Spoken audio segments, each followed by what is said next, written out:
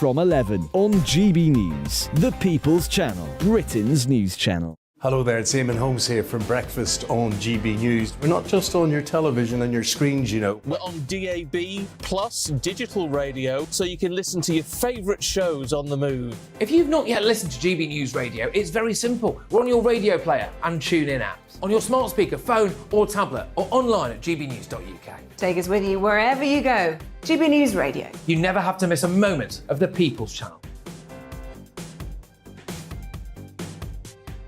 I'm Mark White. As GB News Home and Security Editor, I cover those key issues that are so important to you. Our authorities, our communities doing all they can to combat violent crime. With the public services under unbearable strain, why are we still failing to control our borders? Defence, the first priority of any government, has been continually hollowed out. Can we trust our politicians to protect the armed forces? Join me, Mark White, on GB News.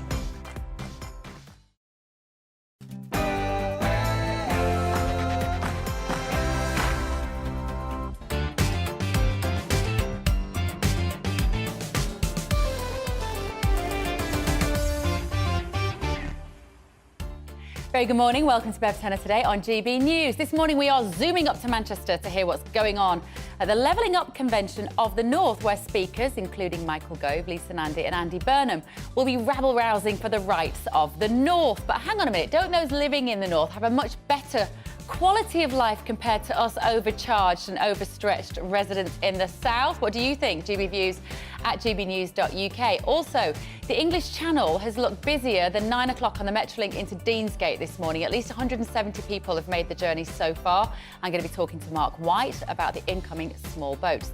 And I'll be joined in the studio by a former Army commando to discuss controversial social media star Andrew Tate and ask why he's become so influential to young men. Plus the brilliant Emma Webb and Stephen Pound, all after this morning's news with Aaron.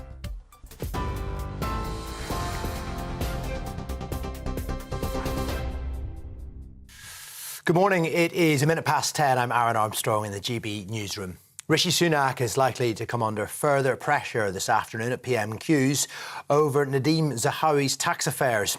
Earlier this week, the Prime Minister ordered an ethics inquiry to investigate how the Conservative Party chairman resolved a multi-million-pound tax dispute with HMRC while he was Chancellor. Mr Zahawi says he's confident he acted properly throughout. And you can watch what's likely to be a lively exchange at PMQs here on GB News from midday.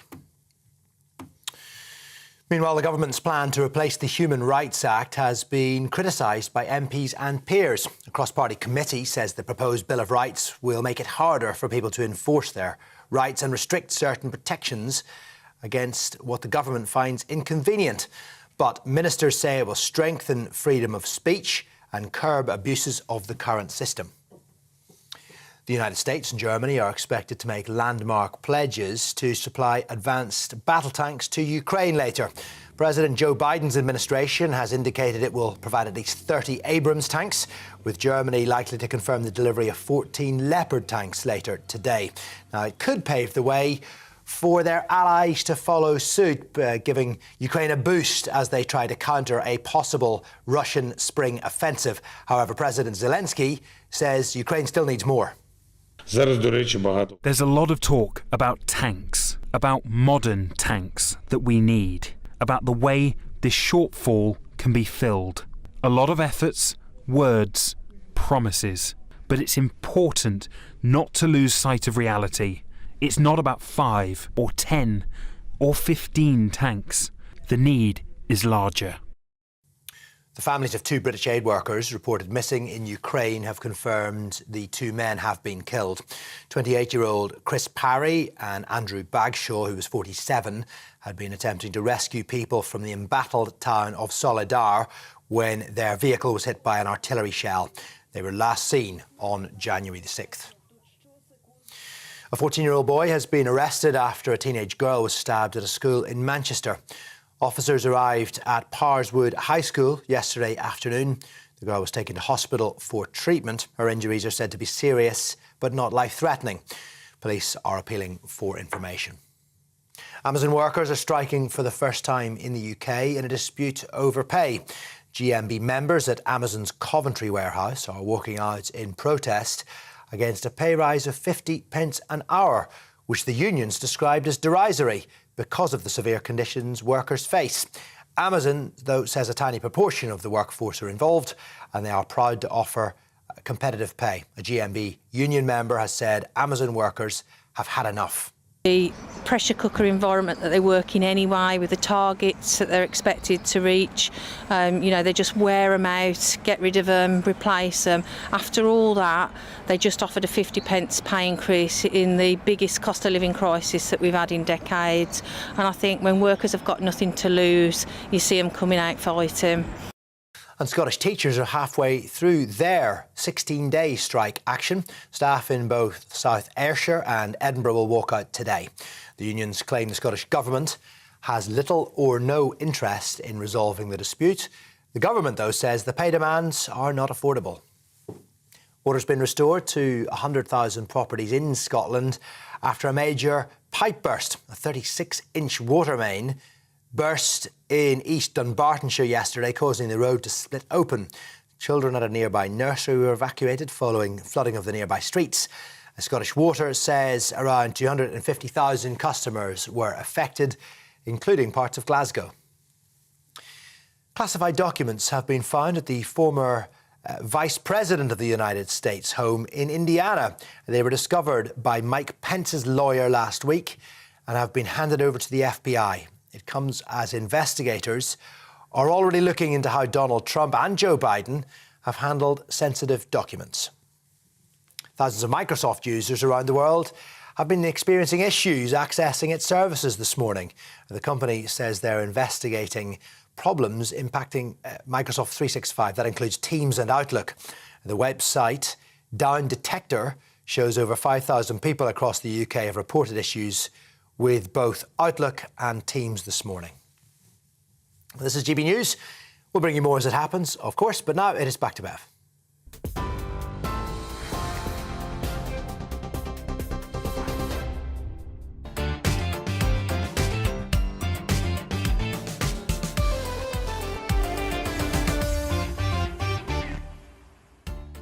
Very good morning. Welcome to Bev Turner today on GB News. Here's what's coming up this morning. How real is the North-South divide? Well, a whole host of decision makers, including Manchester Mayor Andy Burnham, council leaders and business representatives are gathering at a conference today to call on the government to learn lessons from Germany and hardwire levelling up into UK law. But is life in the north really that bad? I'm from Manchester. I think arguably the quality of life up there is much better than down south. What do you think? And we're going to be crossing over to Dover in a short while. Our Home and Security editor, Mark White, is there as a huge surge in small boat crossings is underway in the English Channel. At least 170 people have made the journey so far. And the political commentator Emma Webb and former Labour MP Stephen Pound will join me to get stuck into the possible increase in the retirement age, the Chancellor being encouraged to cut taxes, and of course, that north-south divide. I want to know what you think about that. GB Views at gbnews.uk. I'm asking you about this in my Twitter poll. Do you think that people in the south of England genuinely have a better quality of life than those in the north? This is just your opinion. So far, 55% of you say that people in the south have a better quality of life, so it is very split. Email me, gbviews at gbnews.uk, or tweet me at gbnews to have your say.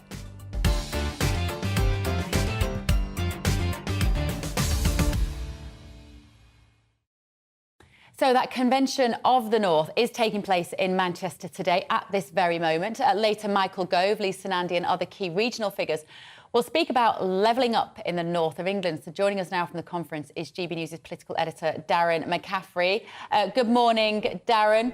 Give my love to my hometown, won't you, this morning? Now, the Mayor of Manchester, Andy Burnham, will be taking to the stage at any moment now. What do you expect him to say? Yeah, good morning, Bev. I have to say I am equally a big fan of Manchester. What a great city it is. Though today the weather here is dreary. I think it's the definition of dreary. I can see the tops of buildings. It's pretty wet, but It's interesting, isn't it? You've got all these kind of regional mayors that have gathered here in Manchester, and it's not just, we should say, the North, because Andy Street, the Conservative mayor of the West Midlands, is here as well. But you're right in saying Michael Gove, the Levelling Up Secretary, Lisa Nandy, his shadow, are also here. And that interesting comparison, isn't it, with Germany? Because actually, when you look at the UK, one of the problems, but also one of the benefits, is London, in the sense that London is by far the biggest city. It's a primal city, if you like. It's one of only 3 super cities in Europe, alongside Paris and Moscow. And that puts London on the map, but it's at the disadvantage, potentially, of cities like Manchester or Birmingham or Newcastle or Glasgow and Edinburgh and elsewhere. Whereas in Germany, of course, it's a much more disparate system. You've got a political capital in Berlin, you've got the wealthiest city in Munich, but you've got the financial capital in Frankfurt, you've got the industrial capital in Hamburg. It's more spread out, the same as in Italy, same in Spain and elsewhere. And so that is a kind of a problem that means that lots of investment and money has been consistently pumped into London and the southeast, actually to the detriment of the north. And what the people here are saying, what the mayors are saying, is actually, when you talk about levelling up, what we don't want to see is you have a bidding process like we saw last week for this fund of money to give support to businesses and local institutions and ideas to get off the ground. What they say is, actually, just give us the money, give it to us here in Manchester or in Leeds or in Newcastle, and at that stage we'll spend the money, because we know our local areas better than anyone in Whitehall does, and that's how the future should look. If you're going to have devolution, it shouldn't just be political devolution, it should be economic devolution as well, that we should have a big budget in which we can spend money in a local area. And that's the case they're trying to make, if you like, to Michael Gove here in Manchester today, but also to the Treasury, to Jeremy Hunt back in London as well. And of course, this is what Keir Starmer mentioned a few weeks ago, and that was in response to Gordon Brown's report, this idea of devolving power to the regions. Do you think, Darren, as political editor, that's a vote-winning policy? I think in many ways it is. Lots of people think that actually it is better that local politicians run the local affairs. I mean, Keir Starmer made the comparison, didn't he, with Brexit, if you like. He talked about taking back control. Taking back control shouldn't mean just all that power being in London, in Westminster with MPs. It should be, as I say, in the great cities here in the north, or indeed in Scotland, Wales and Northern Ireland, to a large degree where it already is. In saying that, the problem with all of this is that the devolution is slightly organic. It doesn't kind of make sense. There are parts of the country that have got metro mayors, like in South Yorkshire or in Tyneside or in Merseyside, or indeed in Birmingham in the West Midlands. But then there are large parts of the country that don't have any form of devolution. One of those socially deprived parts of the UK is the southwest. There's places like Devon and Cornwall. Yeah, they haven't got devolution. There's no one talking about devolution down there. And when people talk about levelling up, again, they think about places like Manchester or Leeds. But why don't they think of Exeter or Newquay? Or indeed along the east coast of England, where there is large waves of social deprivation. So again, with all of these things, it's really complex, it's really difficult, and there is a frustration, I think, in some parts of the south that we got reflected actually by Rishi Sunak during the leadership campaign, that if you are talking about levelling up, can it just mean trying to make the north as wealthy as the south in general terms, or does it mean looking actually at the real pockets of deprivation in this country, which are not just found here in the north of England, but actually right across the UK in different parts, as I say, whether it's in the southeast, the southwest, or indeed in the valleys in Wales, or you know, in Northumberland or Cumbria. So it's really, really interesting, it's really complex, and there is no easy answer. But on that principal point, do I think it's a vote winner? I think it probably is, that most people out there would think, actually, you know what, my local politicians do know the local area better than some mandarins in Whitehall. OK, thank you, Darren. Enjoy your day. Let us know how it goes throughout the day, won't you? I'm sure you will be dropping into shows as we go through today. Let me know what you think. GBviews at gbnews.uk. And as I say, I've got this Twitter poll running today to say, do you really think that the quality of life in the south of the country is significantly better than it is in the north? I go up to Manchester. It costs me about half the price. I'm not exaggerating. We're treated like idiots down here. Maybe we are idiots for living here. Everything is at least double the price that it seems to be up north. I'm not sure it's as simple as just throwing money into a region to increase the quality of the life. Now, a huge surge in small boat crossings is underway in the English Channel this morning as criminal people smuggling gangs take advantage of a break in the bad weather. GB News sources can confirm that at least 170 people have been taken to Dover after they were intercepted in 4 small boats in the Channel channel overnight and this morning. That is just overnight and this morning. GB News Home and Security Editor Mark White is in Dover for us this morning. Hi, Mark. What are you hearing there? Well, sources telling us that potentially up to 1,000 people could attempt to push off from the beaches of northwest France today and attempt that crossing. Of course, that doesn't mean that they'll all be successful. In fact, we've heard of a couple of incidents overnight where the French police around the Calais area have managed to intercept a couple of these small boats before they got into the water and punctured them. Those channel migrants have run off now into the dunes, but clearly, a number of boats have already made it into the water. As you mentioned there, 4 already that have been intercepted. The people transferred to Border Force vessels. The first one in just after midnight, the Border Force vessel Volunteer, with about 44 people on board, went back out to sea after that, took another 2 small boat loads off almost 90 people back to Dover here, and then Typhoon at first light this morning, another Border Force vessel came in with 40 plus people on board that vessel. Now, as we speak, another Border Force vessel, this time the Border Force vessel Ranger, is involved in transferring a number of migrants from a small boat that they've intercepted. It had been escorted across by a French naval warship.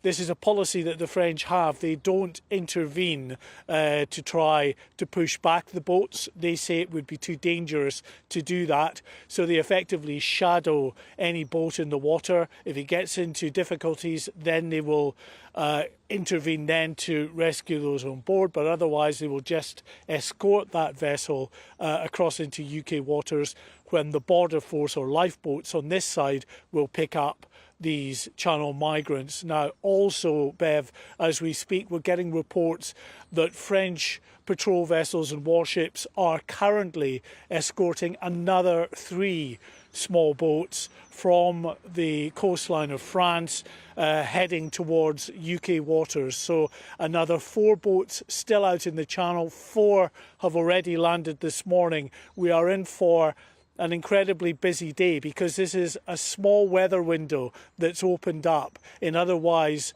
continuous bad weather in the channel. It's expected to close in again later today, and it will be bad in the channel until at least the weekend, when there might be an opportunity for more of these small boats to be pushed off. OK, thank you, Mark. Mark White there, Home and Security Editor down in Dover. I've been asking you about whether you think this north-south divide is real. It's my Twitter poll. At the moment, you have been getting in touch. Thank you very much. At the moment, it looks like only 54% of you think that people in the south of England have a better quality of life than those in the north. On Twitter, absolutely not. I left the south in 2015. I've never looked back. It's overpriced, overcrowded and stuffed full of insufferable Green Party members. And this tweeter has said it's not south versus north, it's home counties versus the rest. The levels of rural poverty in southwest England, that part that government forgot decades ago, are astonishing. And then Andy has said on Twitter, how can you compare the Cotswolds with Hull or Harrogate? I think you can. He said it's just journalists trying to start a fight so they can report on it. I promise you, Andy, I'm not trying to start a fight. I don't get any pleasure out of starting fights, but I do think it's interesting to know what you think. It's all very well a lot of government officials meeting up in Manchester to talk about what they need in the north. Well, tell me, what do you need and what do we need here in the south? Right, my panellists, the brilliant Stephen Pound and Emma Webb, will be here in just a moment after this quick break. See you in 2. Hello again, it's Aidan McGibbon here from the Met Office. A lot of low cloud, drizzle and fog will affect southern parts of the UK, whilst a band of rain moves across central areas. Brighter skies follow in the north. We've seen the rain earlier, and showers push into northern Scotland with some heavy downpours, hail, thunder and snow over the mountains. But otherwise, some bright spells in between those showers and sunshine reappearing for Northern Ireland, southern Scotland and northern England during the afternoon. We've got this band of rain in central parts, and then to the south of that, it stays cold, it stays gloomy, a lot of low cloud and fog about. temperatures at 6 to 8 Celsius, although it's 7 or 8 Celsius in the north as well. Now, this cold front will push south and it will clear that low cloud, mist and fog during the rest of Wednesday, but it will bring a spell of rain for a time, that rain affecting the Midlands into South Wales and then southern parts of England during the evening, clearing away by midnight. And then we've got those clear skies returning. And this cold front will also help to clear the very cold air that we've had stuck at the surface during recent mornings. So although there will be a touch of frost in places on Thursday morning, it won't be nearly as cold as we've seen across southern areas.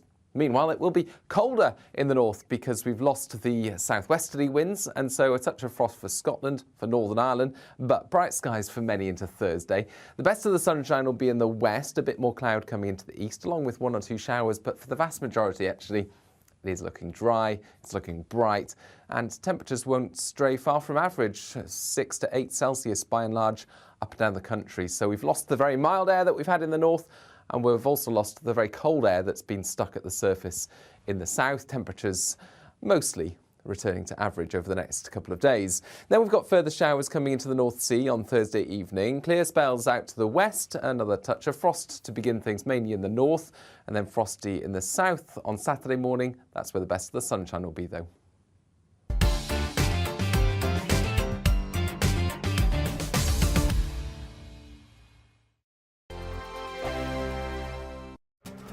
This year on GB News, we've got brand new members in the family. Join us. Across the entire United Kingdom, we cover the issues that matter to you. GB News will always stay honest, balanced and fair. We want to hear whatever is on your mind. And we don't talk down to you. The establishment had their chance. Now we're here to represent you. Britain's watching. Come join us on GB News, the People's Channel. Britain's news channel. Monday to Thursday, 9 p.m. till 11 p.m. Join me, Dan Wootton. I'll bring you the sharpest takes and hottest debates. Do you not believe in prison? I don't believe in prison. I'm completely stunned. I guarantee you there'll be no spin, no bias, no censorship. I actually was personally quite offended by it. And no reason to go to bed. So I guess they've always been quite woke. That's Dan Wootton tonight on TV, radio and online. Monday to Thursday from 9 p.m. till 11 p.m. on GB News. The People's Channel, Britain's news channel. We are GB News, and we'd like to say thank you to each and every one of you for bringing us your conversations, for helping our great nation find its voice. We are here for you on radio, television, and online, across England, Scotland, Wales, and Northern Ireland. It's not the BBC, you actually get your facts right. We are proud to be GB News, the People's Channel, Britain's news channel. I'm Mark White. As GB News Home and Security Editor, I cover those key issues that are so important to you. Our authorities, our communities doing all they can to combat violent crime. With the public services under unbearable strain, why are we still failing to control our borders? Defence, the first priority of any government, has been continually hollowed out. Can we trust our politicians to protect the armed forces? Join me, Mark White, on GB News.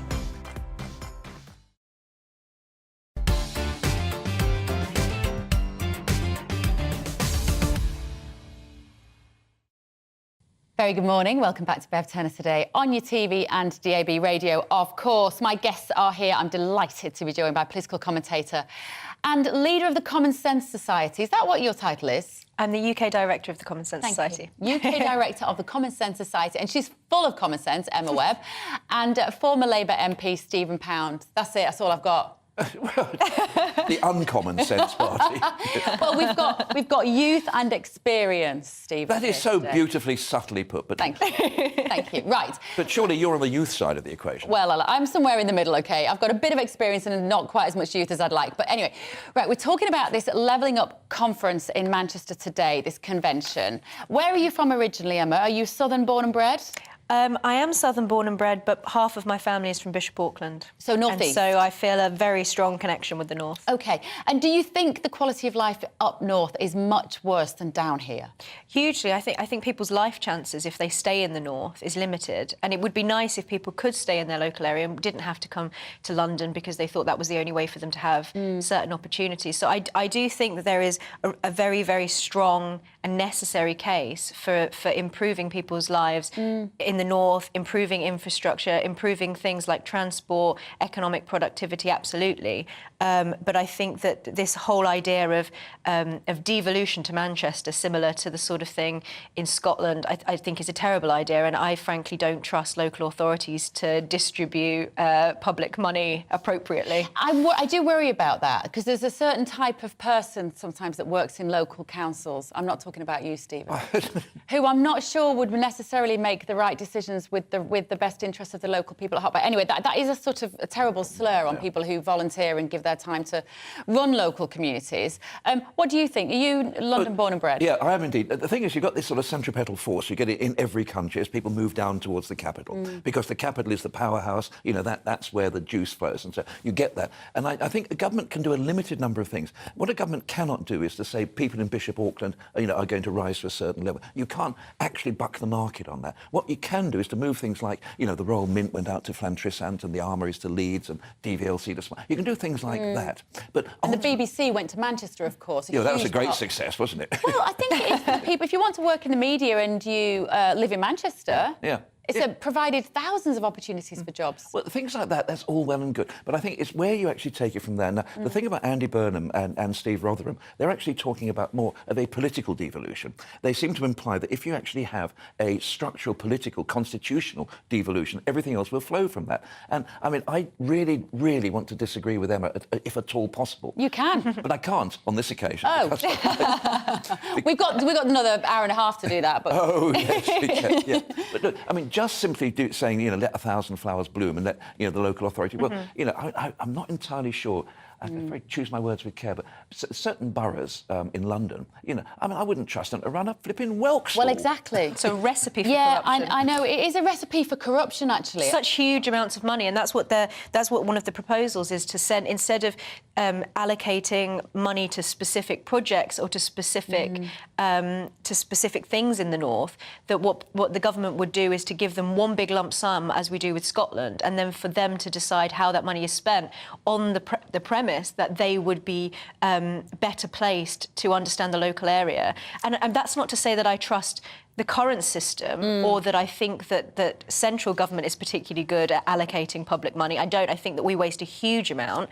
But I just don't think that this idea that... and I think that this is absolutely right, that Andy Burnham has written this article in The Guardian saying that we need this German-style system where we have almost constitutionally equality of living standards across the board. German London system is completely different. I mean, because, their upper house is like a regional one, and that's one of the things the Labour Party is talking about, to have a different House of Lords. But I think the one area that hasn't been addressed, and it's crucially important, particularly in South Wales, in Northern Ireland and in Glasgow, is the hangover from the industrial age.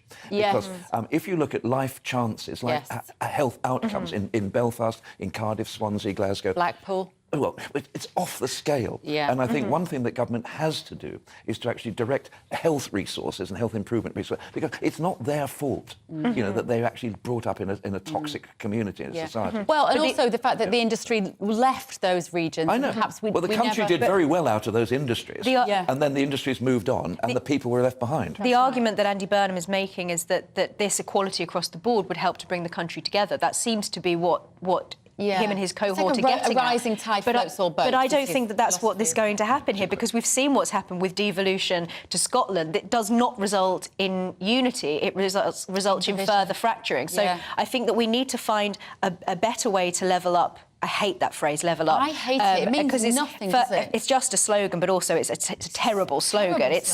Grammatically, it doesn't work at all. No, it's terrible. Let's apply our common sense to it, Emma, and come up with something better than that. But something like domestic investment or something a bit more... it tells you does what it says on the tin. Yeah. On the Scotland argument, what's different about Germany is nobody is actually saying that, Württemberg is going to, or Bavaria are going to actually split away. So what you've got is very different from Scotland. I mean, Scotland is a sort of devolution. The settlement was originally supposed to actually shoot their fox, so they wouldn't want to go for full independence. But Germany is different, and I think Germany's a good example. But also, you have an industrial democracy. Yeah, it's a very different economy. So, I mean, Andy Burnham and Steve Rotherham are making some interesting points. but from their own perspective. I think the idea of Germany, being the absolute panegyric, the cure for everything, ain't exactly. I know what Andy right. Burnham means, though. We are going to move on to the next topic, but I know what Andy means about the fact that these local areas have to go cap in hand to Westminster to beg for money for investments. And we saw it in the Levelling Up Fund that was announced only at the end of last week, that the majority of that went to the Tory constituencies. So... yeah. Although a huge amount of that money, a lot of the constituents in this country are Tory. Well, that's true. Yeah, not a lot for of long. the complaints were that it hadn't got that not enough money had gone to the northeast, but actually a lot of money had gone to the northwest. So I think we have to recognise as well that with this conference that's taking place today, that a lot of this is political. It's political posturing. Andy Burnham and Lisa Nandy see themselves as sort of the lords of the north, and this is a battle against Westminster. So I think that we can all agree that what we need is better living standards across the country. But it's the way that we do that. It starts with transport, and it starts with not a ridiculous getting from Manchester to London 20 minutes quicker or whatever it's going to be, but it starts with good cross-country trade through Leeds, Sheffield. All those are the places that we need would be vastly improved. Anyway, right, moving on. How good do you think we are in this country when it comes to freedom of speech? If you had to guess where we would sit, you read the article, Emma, so I don't know why I'm asking you, but if you had to, if before you'd read this, you thought, where do we sit in the globe in terms of our freedom of expression, where would you have said we would have been? At the top of that table? As anybody who's familiar with me knows, I think that the state of freedom of expression in this country is absolutely dire. I am slightly surprised that we're in the third tier. Maybe I would have placed us around the second, just in terms of the global comparisons with other countries, because there are many, many more restrictive countries. But I'm not surprised, really, ultimately, to see this story that we've been placed in the third tier in the global index of free expression, because things here are bad, are getting worse, have gotten worse quite rapidly over the last 5 years. That's right. Countries including Israel, Chile, Jamaica and virtually every other Western European state were all ranked ahead of the UK in the measure compiled by the advocacy group Index on Censorship. Do you feel you can freely say what you want to say, Stephen Pound? I have never, ever done anything other than say exactly how I want to feel. But I think this is, I was going to use a rude word then, I think this is Rollocks, to be perfectly honest. Because, in Jamaica, some of the sort of homophobic stuff that comes out in there, because, I used to get a lot of asylum seekers from Jamaica, coming to my surgeries and citing what was said about, gay people and gay and lesbian people in Jamaica. So, don't forget, in Iran, you can get hanged for having contrary opinions to the state. So I think we're pretty good in this country, but I think we perhaps do a little bit too much self-censorship. I think we're slightly worried. There's a kind of, when I was growing up in London, I think we used racist language almost without thinking about it. We used to pat black kids on the heads in the bus, supposed to be lucky. Yeah. Can you imagine the agony that must have been for some poor kid on his way to school? Awful. So we've moved on, but I think the self-censorship is the best way. Ultimately, for me, free speech is about good manners. And I don't care what you say, as long as it is actually said from the basis of respect and from the basis of good manners, and it isn't obscene. Yeah, absolutely. Right, thank you, guys. Great start. Now, after the break, Andrew Tate, very controversial. Of course, he's been arrested in Romania. Before he was arrested, of course, he's a very influential YouTuber. If you don't know who he is, stay tuned to find out, because he champions masculinity, but many accuse him of being a misogynist. I'm going to be talking to an expert on this after the news with Aaron.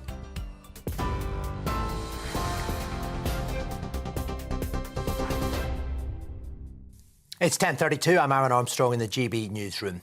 The Met Police Commissioner has apologised to the victims of former officer David Carrick, who pleaded guilty to 49 criminal charges, including 24 counts of rape. So Mark Rowley said Carrick should not have been a police officer. He also says the force has failed to apply the same ruthlessness to guarding their own integrity as they have in confronting criminals. I think we failed as investigators, where we should have been more intrusive and join the dots over his repeated misogyny over decades.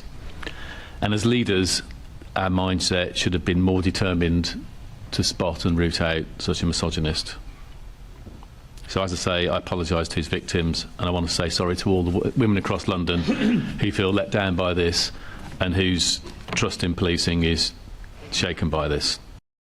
Rishi Sunak is likely to be grilled about Nadhim Zahawi's tax affairs at Prime Minister's Questions later, as the Tory party chairman faces renewed pressure to consider his position.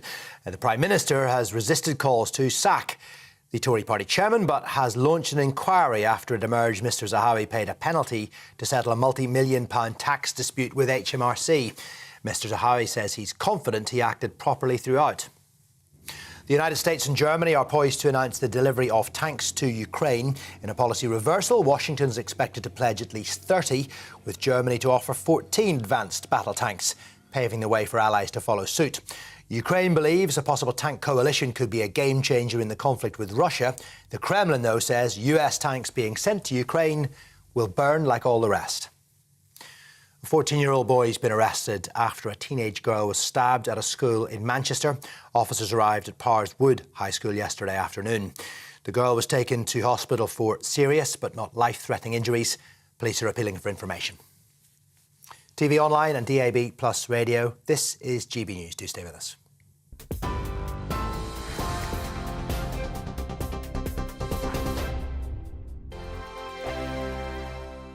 He's the king of breakfast TV, and he's back. Eamon Holmes, back on the TV Surprised with me this morning. Even remember my name. I know, it's been 4 months. You have holy water by your bed? Oh, yes. Oh, already to bless. Oh, Eamon. Oh. Why do you not believe anything I say? Eamon Holmes back on GB News Breakfast at 6 a.m. Every weekend, it's Mark Dolan Tonight. Bigger and better, starting at 8 p.m. Friday and Saturday. Can't be too safe. Bring it on. Has there ever been a more innuendo feature? And Sundays, we're on at 9. It's ridiculous. Just get on with it. Maybe you should get a proper job. Only on GB News, the People's Channel, Britain's news channel. I'm Michael Portillo. Join me on GB News on a Sunday morning for topical discussion, debate, arts and culture, and sometimes even ethical dilemmas. I don't always agree with you, Michael. Michael Portillo, Sundays on GB News, the People's Channel, Britain's news channel. Hello, I'm Michelle Dewberry, and you can join me every weekday 6 till 7 on Jubes and Kerr. You're an inspiration to us all. Clip that bit up. Well, you are. That's my ringtone. My political ambitions are, those days are gone, I can tell you. She's only teasing. Go on. He's probably going to want to lay down now. I'll give him 2 minutes to have one. Let's respectfully disagree. That's what we like on Jubes and Kerr. Come and join us. GB News, the People's Channel. Michelle Dewberry, weekday evenings at 6 o'clock. Monday to Thursday on GB News, it's Bev Turner Today from 10 a.m. We're going to be here for you, our GB News family, to keep you up to date, but also make you smile. There's a guy who went from puberty to adultery. And I can't wait to bring a few of my own opinions. I have no time for cultural totalitarianism. We'll engage in passionate, but always polite debate, with your thoughts and opinions at the centre of it all. Only on GB News, the People's Channel, Britain's news channel.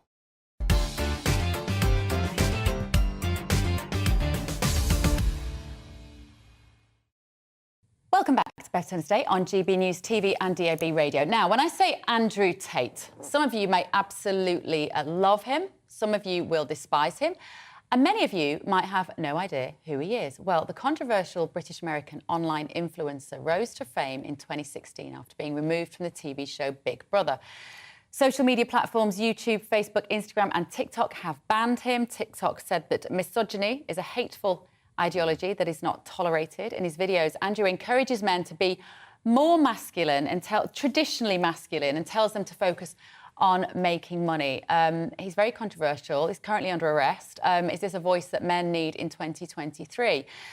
Him and his brother are in Tristan are in custody in Romania as police investigate allegations of rape and human trafficking and exploitation. So, former Army Commando and author of Rethinking Masculinity, Dan Stanley, joins me in the studio. Dan, I'm so excited that you're here. I've been dying to have this conversation because I have a teenage boy, and this name, Andrew Tate, kept getting mentioned. And occasionally, and he would bring it and say to me, Mum, what do you think of this? Which is a good start, right? Because he doesn't ask me that about a lot of things. And I would watch some of his videos, and when he's talking about not drinking, working really hard, living a clean life, believing in yourself, brilliant. And then he would go down these very dark, very misogynistic, very old-fashioned attitudes that women should be at home and men make all the money. But why is he so popular? What has he tapped into, do you think? Yeah, I think with Andrew Tate, he's actually probably more intellectual, he's cleverer and probably more manipulative than people realise.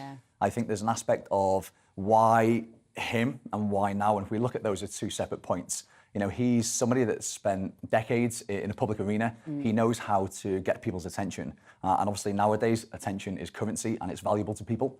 So he's been obviously in professional sports, he's been in reality TV, and now through the prominence of social media, he's managed to game the algorithms to get to a point where he's got a significant audience. People who listen to these messages, some of which are perhaps grounded, and there's some validity in some of the things that he does share. But with Andrew Tate, the context of his delivery is what polarizes people's opinion.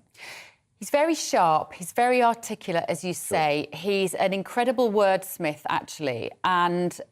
But are you sure, can you work out, because I can't always, whether he's trying to be comedic, whether he's trying to be quite funny, when he's really pushing it and saying that, you know, women should just stay at home and men go to work? I can't work out whether he's joking a bit. Yeah, I don't think he's joking. I think that he's hiding, perhaps, or masking his own insecurities you know, from perhaps his childhood. When you look at his background, his father and his mother, and kind of what his upbringing was like, I think it's easy to hide his insecurities in that kind of hyper-masculine image that he's trying to portray. Wasn't his father the first black chess grandmaster? Is that right? That's true. Stephen Pound just told me that. The things that Stephen Pound knows, I didn't know that. So what kind of bearing do you think that's had on him? He's obviously had a very driven father. Yeah, driven father, which undoubtedly probably enabled him to then excel in the world of combat sports. And now he's at a place where obviously he's got this public persona, and kind of when there's an attachment to an identity, people get drawn into that and kind of put more fuel on the fire. And if you look at his messaging before he was cancelled and taken off social media platforms, it was not just polarising, but he was creating this sense of us versus them. It's we need to stand up, we need to take control, we need to be this type of man in the world today, and we need to fight back against government, big media, big corporate. Yeah, we need to push back against all of that. And there's a podcast I listened to late last year, and he was talking about taking out our swords. And it's very graphic, it's very assertive, almost aggressive, kind of this type of rhetoric that he's pushing. But why does that appeal to so many men, young boys? What have we done to our teenage boys that mean that they're looking around for these kind of role models? That's a great question. Too many people are focusing on Andrew Tate and the way that he projects his message and the way that he shows up or is perhaps evidenced in the media. When if we go back and we stop being so subjective, we look at more objectively, it's not just a gender issue around men and masculinity, it's more of a societal issue. You know, a lot of the work that I do and around, obviously, my book, Rethinking Masculinity, the concept is this kind of call to arms for men. There's so many men out there now that have become disenfranchised and disengaged, both in themselves with this loss of purpose or this lack of identity, and also in a wider society, that they're kind of living a life that feels very stagnant and stale. Lots of middle-aged men then go on to kind of suffer in silence. The expectation that professional success equals personal happiness kind of leads them to a space where they overwork and underlive. And sons and arguably daughters are seeing this at home across the country and across the Western world. Yeah. These men that are up early, they're out the door, they're in work, or they're working from home or hybrid working, and they're kind of committing so much time, effort and energy to their careers in the expectation that they deliver personal happiness and this kind of provision for the family, both financially and in terms of security, that actually they're seeing their fathers tired, withdrawn, lacking friendships, lacking sense of purpose. And I think there's a real catalyst now for us to step up and to recognise that masculinity needs to mature.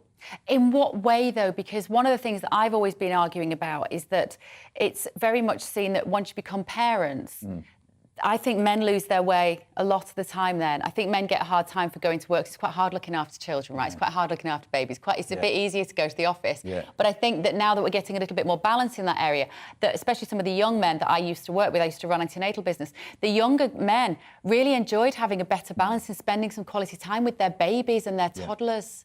Is that part of what we need to do moving forward? Absolutely. And that sounds emasculating, but it shouldn't be. It shouldn't be, but because of the stigma and the conditioning that young men receive in their adolescence and formative years, there's an expectation that we need to be strong, silent and successful, and obviously then spending time with our families and our children, being nurturing and compassionate, doesn't necessarily fit into the old blueprint of masculinity that was arguably handed down by men of previous generations. Yeah, I mean, look, suicide is still the biggest killer. Is it of men under 45, That's true. think? That's mind-blowing.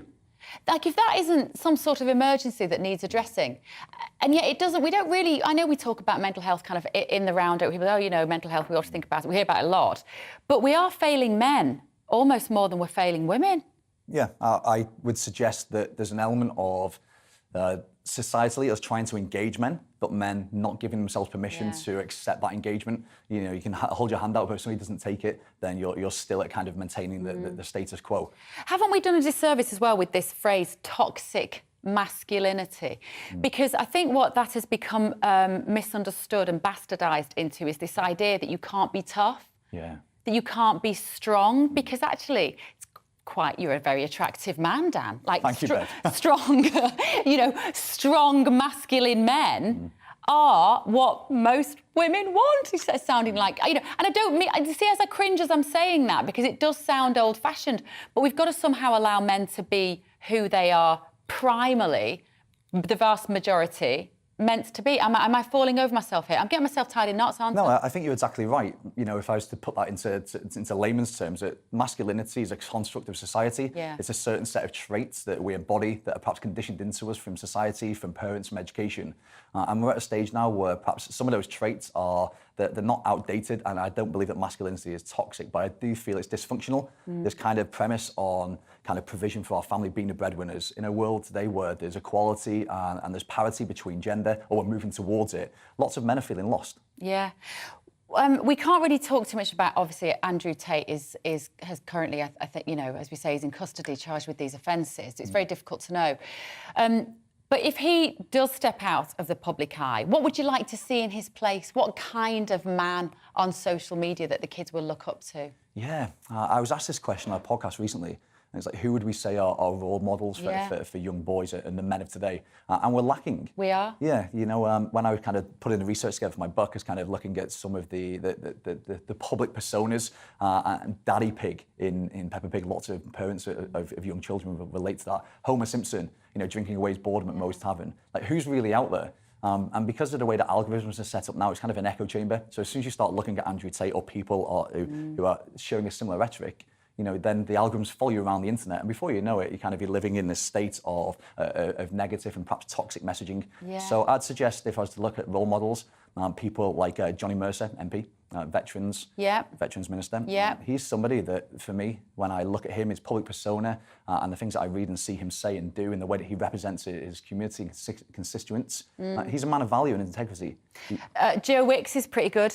Yeah. I like Joe Wicks, but then I think if you said to a lot of teenage boys, Joe Wicks, they go, "Oh, he's going to make me do sit-ups. I don't want to be like him."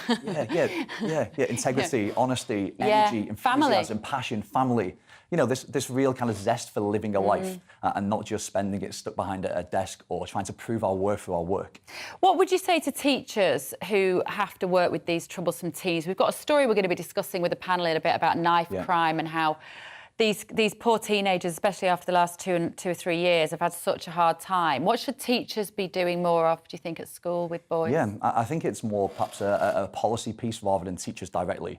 You know, it's going to be very hard for a teacher to connect and resonate with a young man or a young boy that's kind of having these questions that nobody can necessarily answer. So I kind of feel it's important for, not just from an educational perspective, but big corporates, to have people that can connect with their audience. There's no point trying to put a square peg in a round hole. People need to be able to feel a sense of resonance and connection with somebody that's delivering either a training or a message. So my suggestion would be to find good men, pillars of community, that can go in and really engage these people as human beings, show them some respect, share a message that enables them to ask questions. Yeah. Can I have one of your books? Sure, yeah. Thank you, Bev. Rethinking Masculinity, Dan Stanley. I'm nicking that one down. Okay. Get you to sign it. Right. Thanks so much for coming in. Breaking news. Germany has confirmed that they will now send heavy Leopard tanks to Ukraine. Pressure has been building for weeks on German Chancellor Olaf Scholz's government to send the tanks and allow other NATO allies to do the same ahead of expected spring offensives by both sides that could help turn the tide of the war. Germany's decision paves the way for other countries such as Poland, Spain and Norway to supply their stocks of Leopard tanks to Ukraine.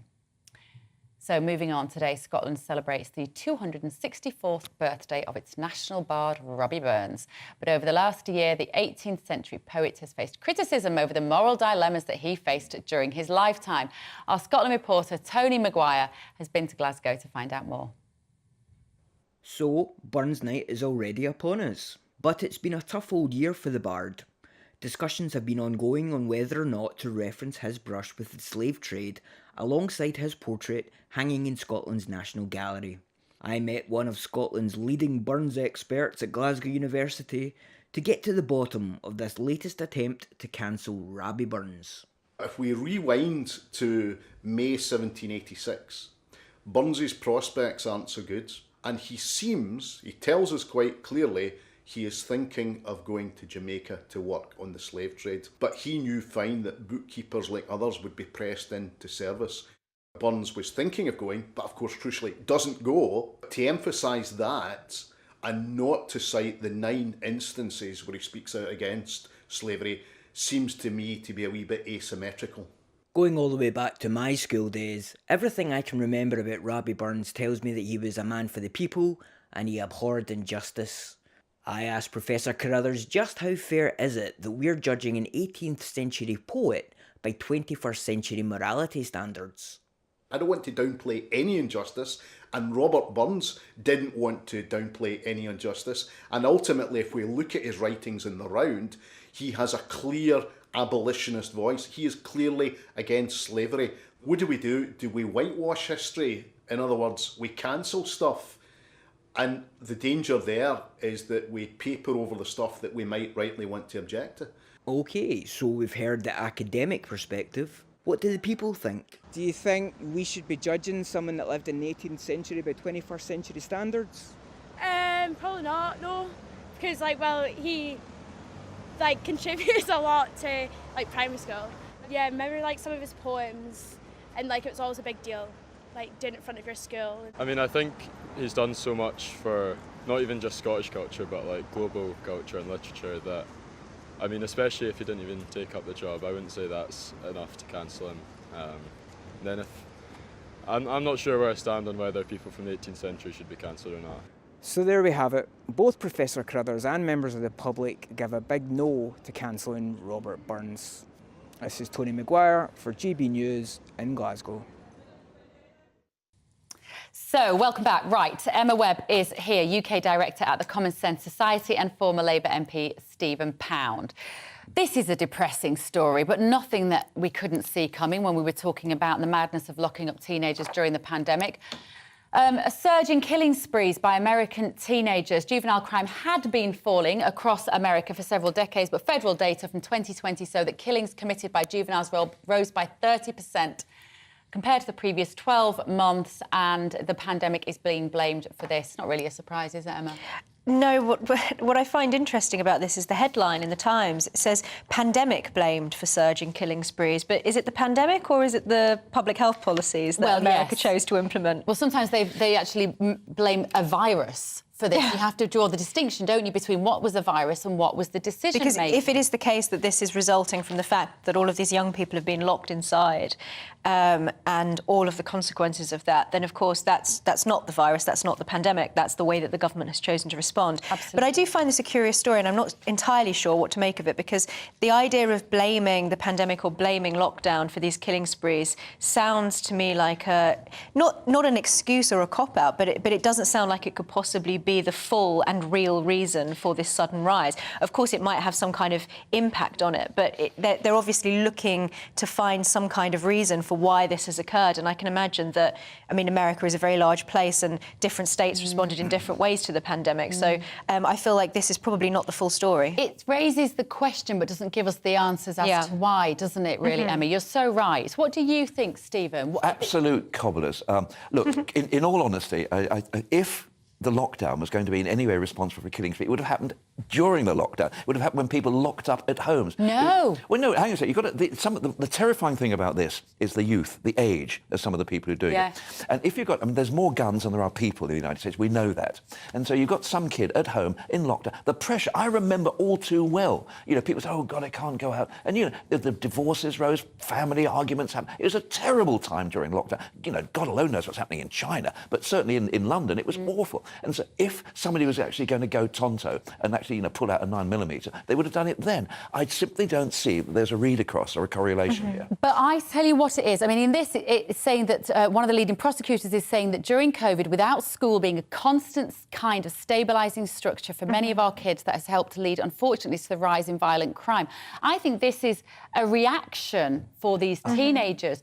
We totally destabilise I'm sorry. their life. I really did want to disagree with you here. No, I'm happy to disagree with you. We'll still be friends at the end of it. A lot of the killings in America pre-pandemic were school killings. School killings. I'm not just talking about Sandy Hook. I'm just talking about a whole range of them. Very often by sixth formers. So the idea, if education has stopped people being mass murderers, it would have stopped them beforehand. It didn't. I think, though, that there is one aspect to this, which is that particularly with younger children, that the interpersonal aspect of the COVID policies, but also of the way that people respond to their peers when they're let loose back into their environment and how they relate to other people. Because just looking at these statistics, it's absolutely wild. According to this article, it says that there have been 39 mass shootings in this year alone. So I presume that is 2023, so far in January. I mean, that 70 people have been killed and 167 wounded in these shootings in 2023. I mean, it's not even the end of January yet. Hang on a second. I mean, the elephant gun in the room here is the availability of weapons. Now, more people have died in Northern Ireland since the Good Friday Agreement by suicide than died during the whole of the 30 years of the Troubles.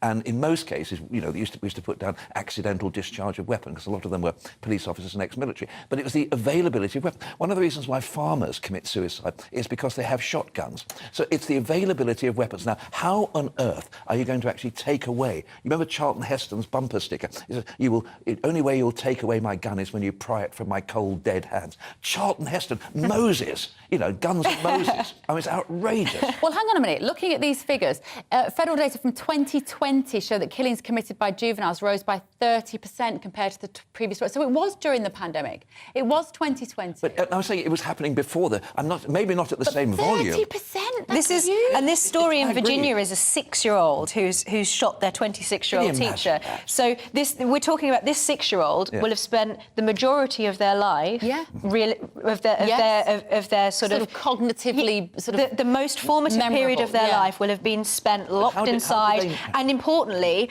with masks covering all of the adults' faces. So I'm not saying that is the reason why this has happened, because we don't know the specifics of the case. It's obviously very complicated, but you cannot overstate the impact on a young child of spending the majority of your formative years locked inside and not being able to see other people's faces. If I put a revolver or a 9mm automatic in your hand right now, you probably couldn't fire it. No, but because you'd have to know where the safety catch is. OK, maybe you could, because you're hardcore. But this is head so this kid must have been familiarised with weapons. He must have known how to fire a gun. Yeah, but what lockdowns did Stephen, what lockdowns did is it led to very, very poor parenting, because you had very stressed. Exactly. But that's because they were stressed out. They were terrified. Oh, so it's no. Let me finish. They were worried about. A lot of parents were worried about their jobs. They were worried about whether they were going to live or die.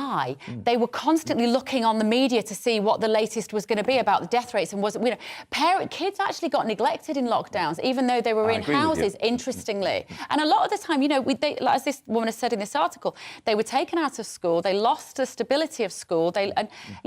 Social services couldn't get into houses in this country to deal with. Child abuse went through the roof.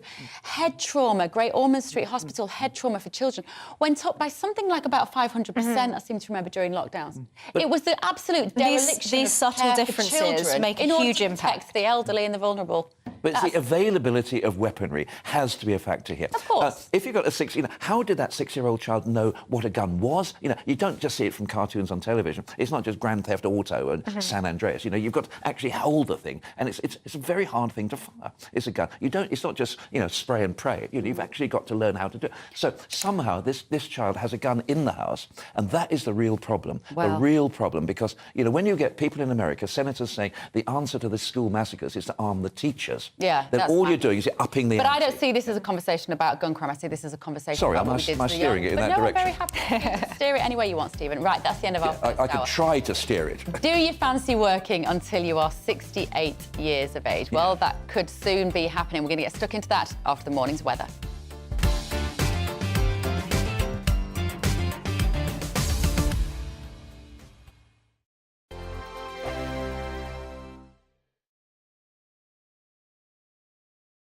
I'm Simon Evans. Join me on GB News for Headliners at 11 p.m. What's the scoop? I'll be joined by two of the country's top comedians. That's right. As we take a look at tomorrow's newspapers tonight. We're going to get into trouble. If it's a big story, we'll be covering it. Spill some tea on him. There we go. But we'll also have some fun. I wouldn't stick up a bank. My father didn't love me. So anyway, Headliners every night from 11 on GB News, the People's Channel, Britain's news channel. Join me, Patrick Christie's Monday to Friday, 3 till 6. We tackle the day's news agenda like you've never seen before. It's high tempo, high octane, the most controversial topics, and the best guests. You will not be able to take your eyes and ears off it. I'm not afraid to ask the questions that you really want answered. 3 till 6 p.m, Monday to Friday on GB News, the People's Channel, Britain's news channel. Hi, Andrew Pierce here. Join me every Friday lunchtime for a proper no-nonsense debrief of the week's events. With special guests in the studio and the GB News team on the ground, I'll be getting you up to date with news, some intelligent discussion, and my own sharp take. The weekend starts here with me every Friday lunchtime on GB News, the People's Channel, Britain's news channel. I'm Andrew Doyle. Join me at 7 o'clock every Sunday night for Free Speech Nation, the show where I tackle the week's biggest stories in politics and current affairs with the help of my two comedian panellists and a variety of special guests. Free Speech Nation, Sunday nights from 7 on GB News, the People's Channel, Britain's news channel. We are GB News, the People's Channel. And right across the United Kingdom. You can find us on Sky Channel 512, Virgin Media Channel 604, Freesat Channel 216. Freeview Channel 236, and YouView Channel 236. You can also take us with you on DAB Plus Radio, with the GB News app and at the website gbnews.uk. We're absolutely everywhere. Come join us on GB News, the People's Channel, Britain's news channel.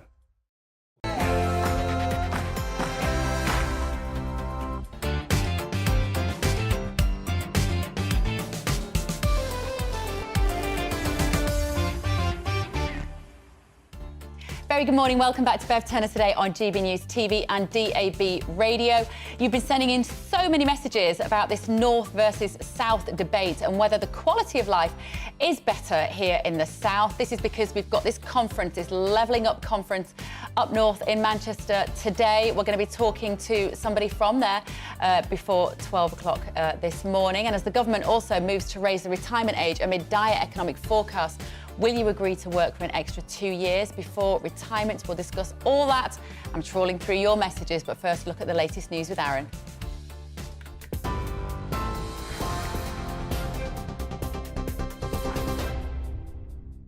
Thanks, Bev. It's a minute past 11. Good morning to you. I'm Aaron Armstrong in the GB newsroom. Germany's confirmed it will supply tanks to Ukraine and will authorise their re-export from other countries. The Prime Minister Rishi Sunak has welcomed the decision, saying it will strengthen Ukraine's defensive firepower.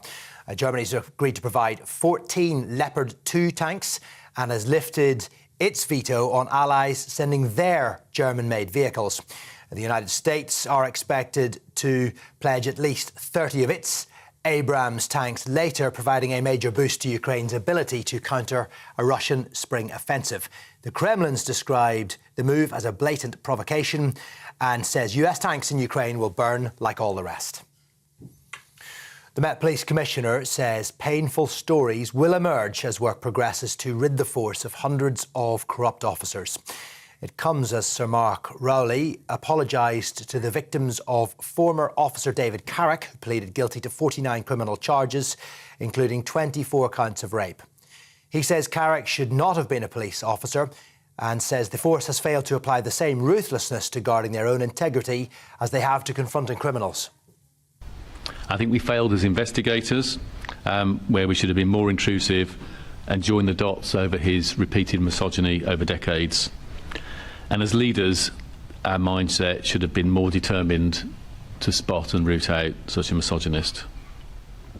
So as I say, I apologise to his victims, and I want to say sorry to all the women across London who feel let down by this and whose trust in policing is shaken by this. Rishi Sunak's likely to come under further pressure this afternoon at PMQs over Nadeem Zahawi's tax affairs.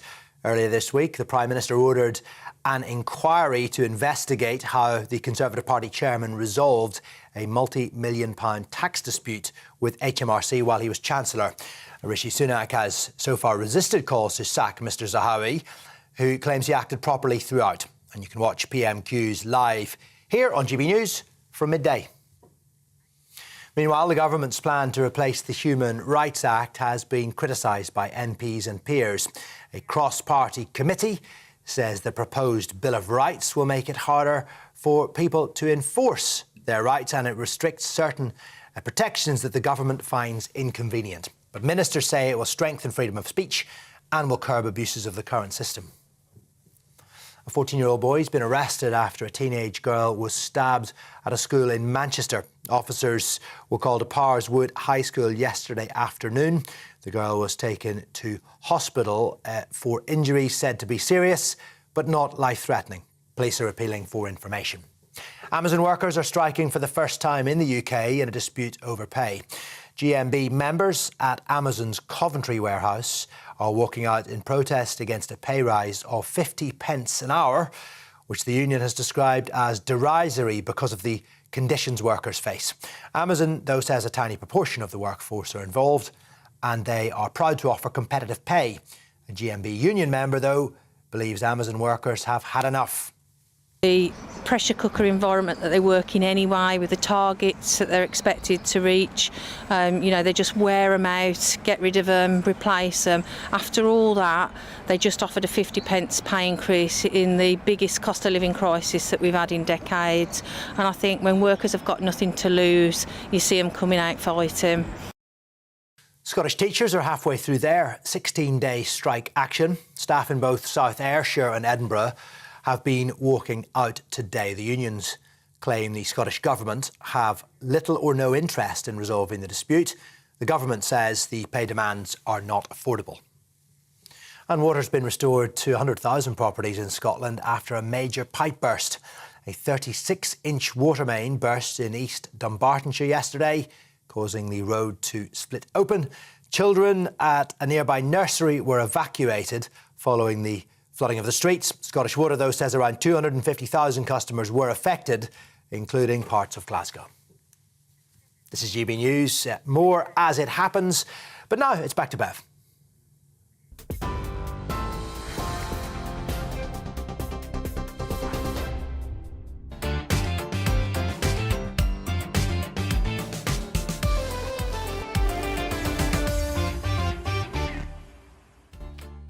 Very good morning. Welcome back to Bev Turner today on GB News. Thanks for joining us. Here's what's coming up this hour. The North versus South debate is alive and well today. You've been getting in touch to let me know what you think about who has the better quality of life. A little later, Levelling Up Secretary Michael Gove will be speaking about this at a meeting of business leaders in Manchester today. We're also going to hear from Manchester Mayor Andy Burnham later in the hour. The Chancellor is also reportedly planning to push up the retirement age to 68 in his budget in March. The move would raise billions for the Treasury, but will likely spark a backlash from older voters forced to push back their retirement plans. It comes as tax cuts are also likely to be ruled out in the budget, despite pressure from Conservative MPs. And the political commentator Emma Webb and former Labour MP Stephen Pound will join me to get stuck into some of the day's top news stories. Stephen will not look that surprised the whole time, I promise you. Of course, this show is much improved by your views and our Twitter poll. We're asking you this morning, do people in the south of England have a better quality of life than those in the north? Email me gbviews@gbnews.uk.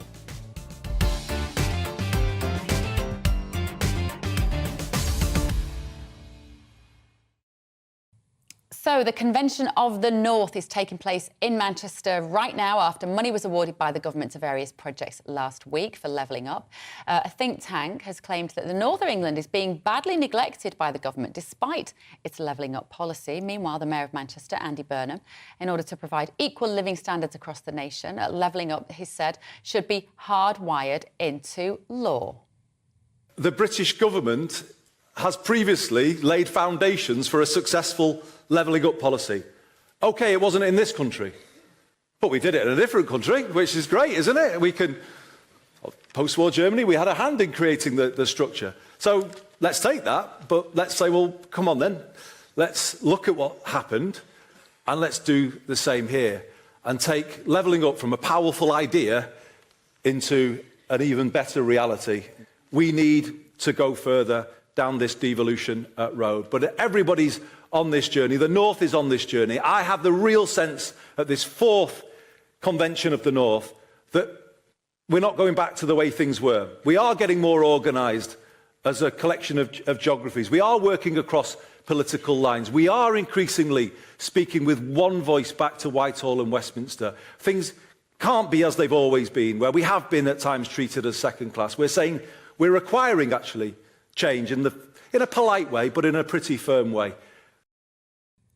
So joining me now, that was Andy Burnham, of course, talking earlier today in Manchester, the Mayor of Manchester, Labour Mayor. Joining me now is the Chief Executive of Northern Powerhouse, Henry Murison. Good morning, Henry. You are there at the conference. What have we heard? Good morning.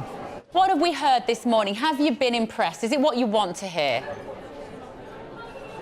I think Andy speaks for the North, and the reality is that the North of England doesn't want handouts. What we need to do is to invest in those things that are going to raise productivity, which actually means that Northerners can pay more taxes to be able to fund our public services. We don't want to continue having this huge gap between what Northerners pay in tax and what we need to run our public services. So what the North does need is to retain more of the taxes we raise here, but also have, as Andy has alluded to, a mechanism like the one between East and West Germany that has ensured fair fiscal transfers. You have the Barnett formula for Scotland and Wales, but here in the northern regions of England we get a lot less money per head than in Scotland, despite having many more serious challenges to face. So that fair deal to make sure the United Kingdom can continue to work for everyone is exactly what we want. It's what Gordon Brown was asking for in his review to Keir Starmer and the Labour Party last year. And I think from Michael Gove we're going to hear a lot more about giving more power and responsibility to mayors. So rather than pleading,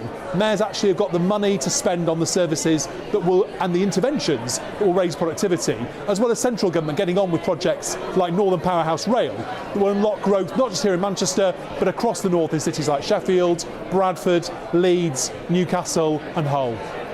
Henry, I've been asking my viewers this morning as to whether they think there is this genuine north-south divide and whether everybody in the north has a terrible quality of life. And the overwhelming feeling from a lot of our viewers, and I know that we're very popular in Manchester, is that actually the north has a good quality of life, largely because things are cheaper. Houses are cheaper. Property is cheaper. You can drive your car and park in a car park. There are fewer people. You have less population density. And that actually you are pretty well serviced in the north in terms of how people might measure what would give them a good quality of life. What would you say to that? I think the challenge is that Northerners, despite those benefits, and I'm not saying there aren't benefits living in the north of England, I myself live and work here, I choose to live and work here, is that Northerners are paid on average £8,000 a year less than someone in London and the South East. And what that means is in facing this cost of living crisis, Northerners, when they get those additional bills, are more likely to be in some of our poorest neighbourhoods where they cannot necessarily afford to pay the cost of living increases. It's only by increasing wages and enabling people to earn more money that we can deal with that problem. And that's why it's so disappointing that a lot of places in the north of England, like Rochdale down the road from here, South Tyneside, towns like South Shields and Jarrow across the northeast, got nothing from the Prime Minister in that levelling up fund last week, despite being some of the poorest places in the country. So I'm interested in keeping the things about the north that are great. I mean, I would deny that here in Manchester population density is particularly low. You've got literally almost 800,000 people now live within an easy walking distance of where I am right now in the city centre, never mind in the wider conurbation of Greater Manchester. So I think what you're probably getting is a description of probably what it's like to live in Cumbria, and I love Cumbria, but the north is slightly more complicated than that. And actually many of our big cities have seen increasing house price values, which is a reflection of the demand to live in cities like Manchester, which are developing and doing well. What we need to see is similar benefits and similar economic uplift in other cities in the north to mirror what's been achieved with also rising productivity here in Manchester. It is, Henry, and it's interesting that you mentioned the transport, because I think so much in terms of whether people feel they are living an easy or a life is not beset with difficulties when they walk out the front door is transport. And I don't know about you, but HS2, I don't know whether you feel that HS2 is a good use of money. I'd be interested to know. But in terms of the north, isn't it the cross Pennines? Isn't it going from east to west of this country that would really benefit the north in terms of rail transport particularly? Well, I mean, the mistake made by those like Andrew Bridgen, the now disgraced independent MP, now he's not a Conservative, that somehow HS2 was a waste of money, is mistaken. Because actually, HS2 isn't just about getting people north to south. In the case of the north of England, the new line between here and down to Crewe from Manchester will also include a long tunnel to Manchester Airport that will be part of the line that goes east to west. So HS2 and Northern Powerhouse Rail for many years now, since Philip Hammond actually here in Manchester speaking at this same site at a Conservative Party conference, integrated those two networks by funding some touch points that made the two networks come together. So I would say to you that we need local buses, we need local connectivity, but in the north of England, people cannot reliably get here to Manchester for the start of a conference like this. Many of the trains this morning were cancelled. Even when the trains do run, they are slow and irregular and infrequent compared to what you can get in London.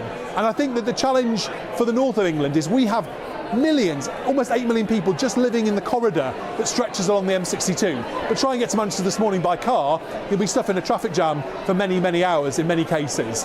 And the challenge is we need better rail connectivity so people can reliably commute from where I live in West Yorkshire to here in Manchester, so people can get to Bradford where I live, from other parts of the north of England. It's very hard to reach Bradford by public transport, and that isn't good enough when we're trying to attract jobs to great cities like Bradford.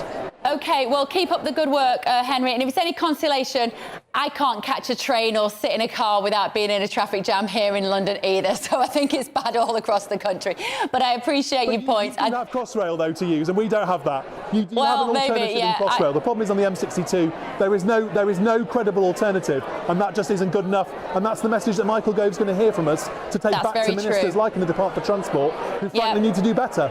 I've spent a lot of my life on the M62. I know exactly what you're talking about. Right, Chief Executive of Northern Powerhouse there, Henry Murison. Let me know what you think. GBviews at gbnews.uk. OK, there are more strikes underway, this time from private workers, as Amazon staff are staging their first ever strike in the UK in a dispute over pay. So joining me live from Coventry this morning is our West Midlands reporter, Jack Carson, who has more on this story. Good morning, Jack. So we think of Amazon and we think, well, they aren't great working conditions, but Amazon employees have very little right to strike. We know there are a lot of them on 0 hours contracts, working long hours. I'm really surprised to hear that they actually are able to strike. Tell me what's going on there. This is quite a surprising story.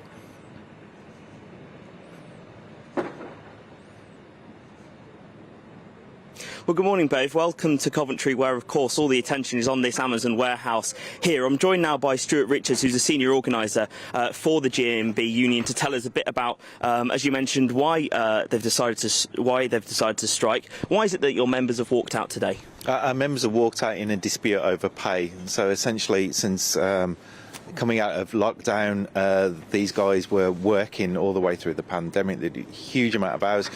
Generated a huge amount of profits for Amazon. They were offered a 50p rise at that point, and the workers spontaneously themselves at that point decided that the offer just wasn't good enough. They started protesting. Since then, we've been supporting them to find a legal route that we can actually challenge that and see if we can get a constructive dialogue with Amazon. That hasn't happened, so we're now actually striking in a dispute over pay. On that issue of pay, Amazon say that they're proud to offer between £10.50 and £11.45 as a minimum for their workers. What's your kind of reaction to them saying they're proud to offer that when we know that that kind of pay has caused this industrial action? It's really telling that Amazon says that it's proud of offering pay that its workers think is not well enough to live on. It's a really telling statement. What we're seeing in April, the £10.50, which is what they're getting at this site in Coventry, is going to be 9p above the minimum wage. A company that says that it's proud to pay minimum wage is not something that we can live with. It really isn't good enough. In terms of the impact of this strike, of course, it's around 300 workers that have gone on strike here out of around 1,500. So some people on the outside would say the impact's probably not going to be that huge. But what is the kind of chances that this could scale up across the country? I think that's the bit we do. Coming into the dispute, we only had 300 members at this site, and there are 1,400 workers here. We know that the issues are widely felt, and whenever we speak to any of the workers coming in or out of the site, they're all telling us the same story. But again, 300 workers in a site this side, yeah, it potentially has a low impact. But what we've seen today in the weeks leading up to this is a massive increase in membership. We've seen workers not going into work and actually signing up to join the union on the basis that they want to be part of this. So that minimum disruption is going to escalate really, really quickly unless Amazon actually decides to talk to us about this dispute. Stuart, thank you so much for joining me this morning. Back to you, Bev, because here at Amazon, workers are striking today over rejecting that 50p pay rise. And, well, it's different because, of course, this is the private sector. We've seen lots of public sector strikes, but this is now the private sector that people are taking industrial action. OK, thank you, Jack. Jack Carson there at Amazon. Loads of your messages today. You've been outstanding getting in touch with the show. John said, I've lived in the North East all my life. I've got 5 grown-up children, all of them in full-time employment. We enjoy a comfortable lifestyle. It's about prioritising making cuts where necessary and not where unnecessary. None of us would dream of living in London, which used to be a beautiful city. And people up here now see London as a cesspit of crime, gangs and drugs. It's not that bad, John, but I know what you mean. Richard said, we moved from the south to the north and I have absolutely no regrets. The quality of life is way better up here. It's also about the intangible things such as friendlier people, that's true, and stunning countryside. Jane says, I think life in the south of the UK is much better. Excluding London, violent crime is less frequent. We're always hearing about violent crime in the north. I live in the West Country and it's a safer place to live. Keep those messages coming, won't you? And don't forget to vote in our Twitter poll. Now, after the break, would you be willing to work for an extra 2 years before retirement? I'll explain all of that. See you in 2.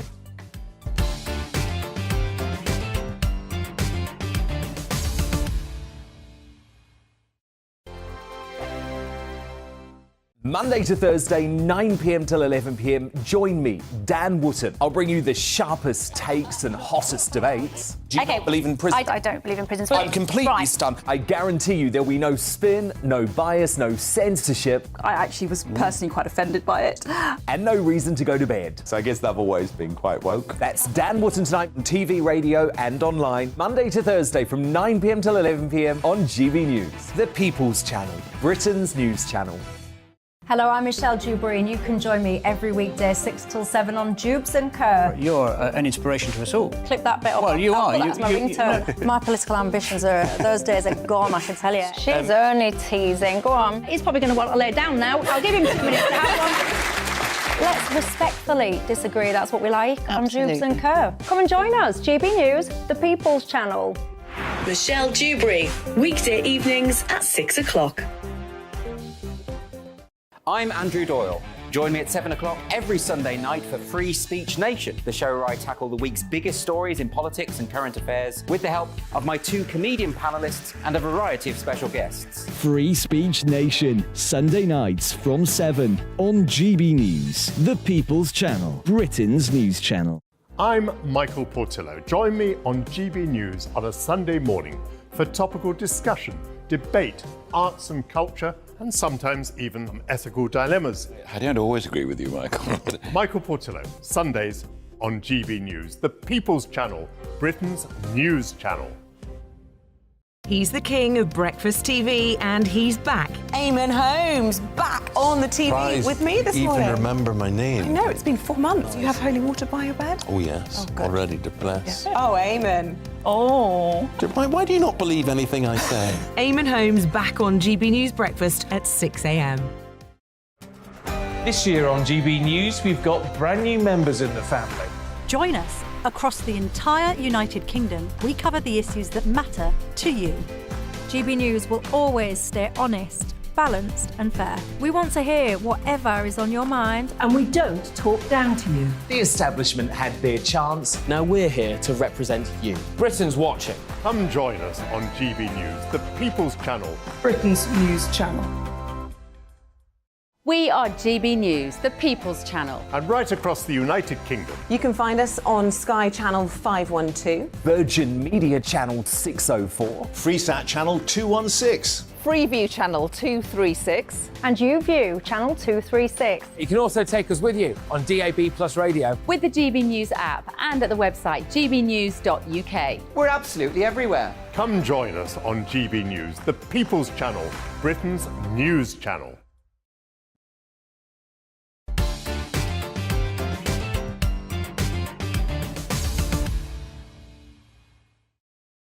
Welcome back to Bev Turner today on GB News. It's 11:23. So the Chancellor, Jeremy Hunt, is reportedly drawing up plans to raise the state pension age to 68 in his March budget, and that's 11 years earlier than was initially planned. The move could save billions for the Treasury, but will risk backlash from older voters forced to push back their retirement ambitions. Now, joining me for more on this is the Chief Economic Advisor at the Centre for Economic and Business Research, Vicky Price. Good morning, Vicky. Are we paying the price here for a poorly run government? Is that what's happening in terms of people's life and their expectations of how they might live out their older years? Well, you can look at some of the short-term pressures that exist, of course, in public finances, and you can draw that conclusion possibly. But this is a longer-term issue. This is one that has to do with the fact that people live longer, but also, of course, that our pension system costs an awful lot of money. So the state pension costs about 100 billion a year to support. And the way in which most countries are trying to address it, because it's not UK phenomenon, is by increasing the retirement age. And there's been a lot of work that's been done on how do you reduce this welfare cost. You can do it in all sorts of different ways. Make people pay much more about their own pensions, of course, which would be quite helpful. But generally, the best measure is to increase the retirement age, which is the way in which it brings a little bit more of a relief to the welfare spending that one does, because pensions, of course, are a very, very significant part of the overall welfare spending. So it makes sense from that point of view. But of course, it messes up quite a lot of planning that anyone over the age of, probably under the age of 54 now, in the UK, particularly women, would be needing to do. So it will be a bit of a shock to the system, if you like, to bring it forward as much as they intend to. But lots of other countries, as we know, in France, they're striking because they're increasing or intend to increase the pension age from 62 to 64. So we are way ahead of a number of other countries in that respect. Looking at some of the age statistics, Vicky, in 1920, the average life expectancy of British men was 56 and 59 for women. Fast forward to 2023, and it's nearly 82 for men. I mean, it's just the most extraordinary improvement, isn't it, with public health and nutrition and safer jobs that people are now doing. So there does seem to be a level of common sense behind this decision to raise the pension age. But do you think it will be a vote loser, particularly for Conservative voters? Well, certainly for the older generation, it isn't going to make very much difference. And as we know, quite a lot of Conservative Party members tend to be slightly older than perhaps sort of the average for Labour Party members or any other party. So it's not going to make much difference in the short term. But for the younger ones, it definitely will. And that's an issue. But you've got to think ahead. I mean, we're not talking about anything happening immediately. It's something that, obviously, if you're going to have a different government, they may reverse it or rethink, and it might take quite some time for this to go through Parliament anyway. So that's the sort of issue which I think matters hugely for the long-term finances of a country, but I don't think it makes huge amount of difference in the short term. But yes, some of the younger generation will worry about it. OK, all right. Thank you, Vicky. Vicky Price there. Now, staying with finance and economics, levelling up, is it just a slogan? Well, Liam Halligan's here. You're just going to tell me what you're here to talk about. There's no point in me doing all that. How are you? So what I'm here, I'm very well, thanks.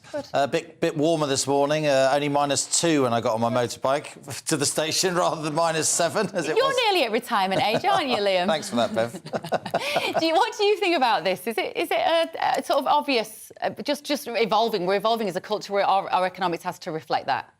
Absolutely. Pension ages just have to go up. Life expectancy when I was born was 68 for a man and 72 for a woman. It's now well above 80 for both. Yeah. And, that has to be... The pension system wasn't designed to keep people for, in many cases, more years than they actually worked. Yeah. And yet a lot of these pension costs fall on taxpayers and other workers. And, of course, lots of people, unfortunately, don't have pensions. Yeah. But what I wanted to mention to you today is that there's a conference going on up in Manchester. Oh, I've been talking about it all morning. At this conference, we've had, Michael Gove's there, Lisa Nandy's there, his Labour shadow. They're going to be talking about the vision of levelling up. Is it real? Is it just a slogan? The IPPR, which is the Institute for Public Policy Research, the Northern Branch, it's a kind of centre-left think tank. They've come up with some interesting numbers. They claim that the north of England, if it was treated as a country per head, of all the OECD countries, they're the sort of 38 advanced industrialised countries around the world. Only Greece would have a lower level of investment than the north of England. They're talking about investment in transport, investment in social infrastructure, public spaces, and so on. That's a pretty damning number. Yeah. The IPPR talk about vast inequalities across the UK and systemic underinvestment. And, of course, I was up in the northeast last week checking out what's going on at that British Volt factory in Camas near the deep water port of Blythe. And I said to you, I think a couple of days ago, I think new bidders will emerge for that site because it's such a great site. It's got huge potential. Yeah. Blythe means you can export the batteries. You've got lots of renewable energy coming in off the North Sea. The site used to be where a power plant was. It's all hooked up to the national grid. Lots of that expensive stuff is already done. And overnight, from Australia, a new bidder has emerged, and this will be huge news up in the northeast, and it really feeds into the levelling up debate. And the new bidder is called Recharge Industries. It's an Australian company from a New York-based parent. It's a company that's saying it can provide the battery plant in the northeast of England with a lot of the rare earths and the other minerals that you need to make these lithium-ion batteries, which otherwise come from China or Africa. Yeah. So they're saying there's a kind of strategic fit going on So not there. just coming in with money? Not just coming in with money, but coming in with actual sector industry expertise. So we'll have to see.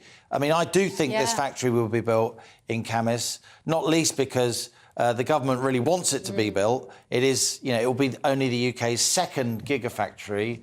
I'm told by industry sources we need 6, 8, 10 gigafactories to make these car batteries if we are going to fulfil the government's pledge to ban petrol and diesel cars, sales of new petrol and diesel cars by 2030. Well, that's good news. It is good news, but also I think there's a kind of high-stakes game of poker going on. Again, as I said to you before, any new bidder will want the government to up the amount of government support that it's giving the plant. The government previously committed to 100 million for British Volt, but British Volt had to get certain amounts of private sector investment to unlock that 100 million quid. Anyone that looks at this site, looks at British politics, knows, look at this conference today, the Tory government has to prove that levelling up really means something. We had that round of levelling up funding last week, huge rows, 4.6 billion. Oh, lots of it's going to Tory seats, and the Tories obviously deny that. So they want to show that they can make big projects happen, and this plant at Camas would be the biggest investment in the North East since Nissan in the mid-1980s. Huge. Wow. Huge. It's a £3.6 billion plant. Yeah. So the government desperately wants it to happen, and any private sector bidder knows that. So I think there's going to be a lot of gamesmanship, as it were, waiting for the government to put more money in order to get more private sector investment in as the election approaches. Yeah, I'm sure. Just one last thing. This isn't on our agenda to talk about, but yesterday you were warning me about how my electricity company might have loads of my money that is mine. They have.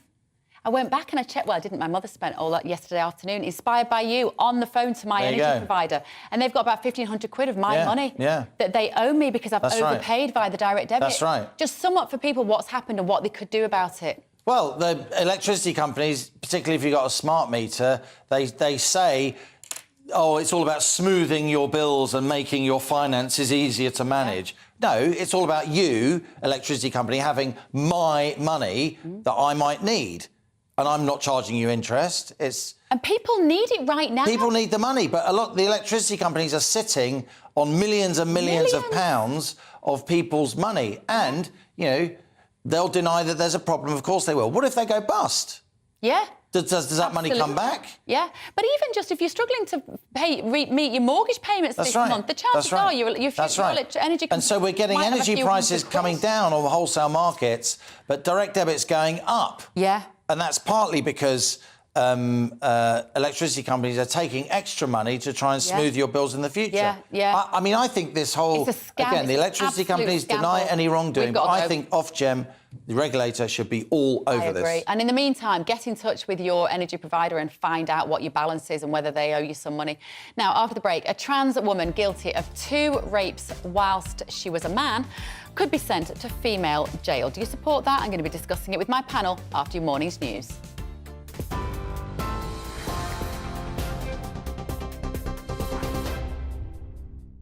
It's 11:33. I'm Aaron Armstrong in the GB newsroom.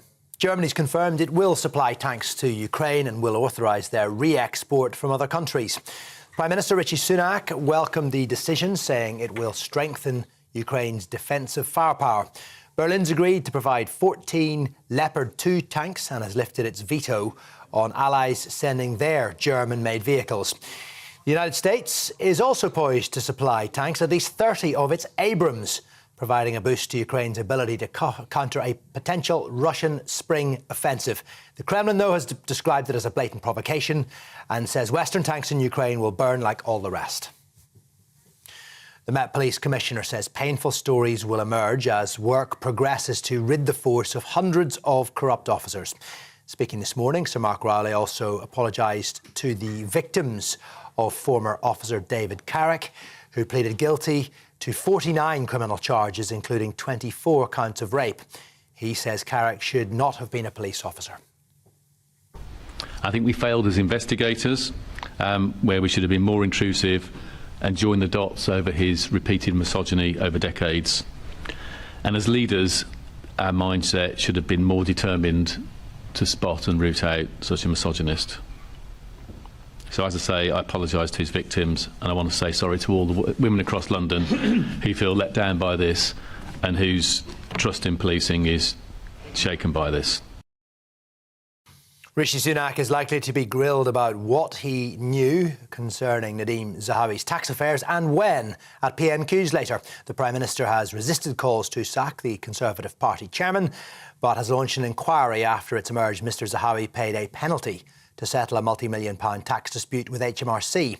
Mr Zahawi says he's always acted properly, and you can watch PMQs live on GB News in about 25 minutes. Scottish teachers are halfway through their 16-day strike action. Staff in both South Ayrshire and Edinburgh are walking out today. The unions claim the Scottish Government has little or no interest in resolving the dispute. The Government says the pay demands are not affordable. TV, online and DAB plus radio. This is GB News.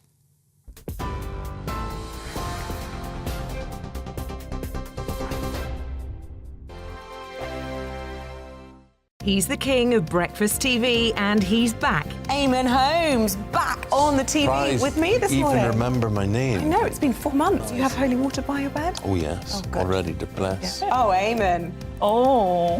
Why do you not believe anything I say? Eamon Holmes back on GB News Breakfast at 6 a.m. Every weekend, it's Mark Dolan Tonight. Bigger and better, starting at 8 p.m. Friday and Saturday. Can't be too safe. Bring it on. Has there ever been a more innuendo feature? And Sundays, we're on at 9. It's ridiculous. Just get on with it. Maybe you should get a proper job. Only on GB News, the People's Channel, Britain's news channel. I'm Michael Portillo. Join me on GB News on a Sunday morning for topical discussion, debate, arts and culture, and sometimes even ethical dilemmas. I don't always agree with you, Michael. Michael Portillo, Sundays on GB News, the People's Channel, Britain's news channel. Hello, I'm Michelle Dewberry, and you can join me every weekday 6 till 7 on Jubes and Kerr. You're an inspiration to us all. Click that bit up. Well, you are. That's my ringtone. My political ambitions are, those days are gone, I can tell you. She's only teasing. Go on. He's probably going to want to lay down now. I'll give him 2 minutes to have one. Let's respectfully disagree. That's what we like. Absolutely. On Jubes and Kerr. Come and join us. GB News, the People's Channel. Michelle Dewberry, weekday evenings at 6 o'clock. Monday to Thursday on GB News, it's Bev Turner Today from 10 a.m. We're going to be here for you, our GB News family, to keep you up to date, but also make you smile. The guy went from puberty to adultery. And I can't wait to bring a few of my own opinions. I have no time for cultural totalitarianism. We'll engage in passionate, but always polite debate, with your thoughts and opinions at the centre of it all. Only on GB News, the People's Channel, Britain's news channel.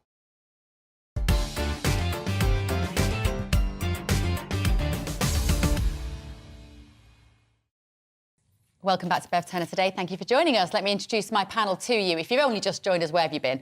Emma Webb is here, UK Director at the Common Sense Society, and former Labour MP Stephen Pound. Right, retirement age rises to 68 by the end of the 2030s. That's about 10 years away for you, Stephen, isn't it? 68? Well, no, parts of my body are considerably older than that. But, yeah. What do you make of this story? Common sense? No, in many ways, it's a reflection of reality. The good book says you've got, 70 years and 10. Well, that means I'm dead, and, or certainly past it. But the reality is people are working. It's also a different... I mean, one of the problems with the National Health Service, it was predicated on people, leaving school at 15, working till they were 65, and then dying when they were 75. People are working longer, partly because of health, partly because of medical improvements, partly because it's a different way of working.